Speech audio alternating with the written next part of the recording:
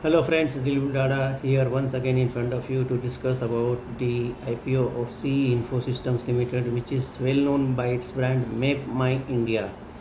The company is perhaps having the unique services as far as mapping of India and other global regions are concerned, and is the only private sector player in this kind of activities, and has developed a very good programs and the apps for Map My India kind of activities. That is what claimed by the management. The company has definitely performed very well, except for the FY20, where it has provided some special one-time expenses, and that is why its bottom line marked some sort of decline. But otherwise, company has reported mind-boggling results for FY21 and first half of the current fiscal. The company is collecting about 1040 crore from the market by way of secondary offer, and the company is having a price band of 1000 to 1033 rupees per share of rupees 2 each. So, well, company's performance is good. Company is poised for bright prospect according to management, but the valuation, which is very important for any kind of investment, is the $1 million question for this IPO.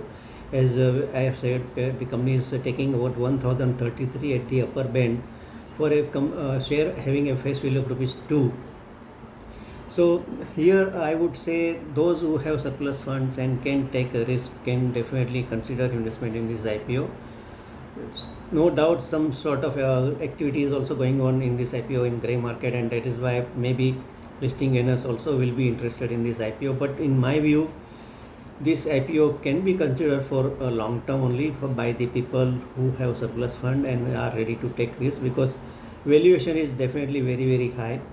Though company is profit making, but valuation is a major concern, and that is why I would only say that better consult your advisor, financial advisor, before taking any final call for investment in this IPO. In my view, it is high risk, maybe high reward kind of offer, and this is purely secondary offer. No fresh issue is taking place. So, and this issue is opening tomorrow, that is 9th of December, and will close on 13th of December. And you have detailed information about this IPO as well as my review on chitradutt.com.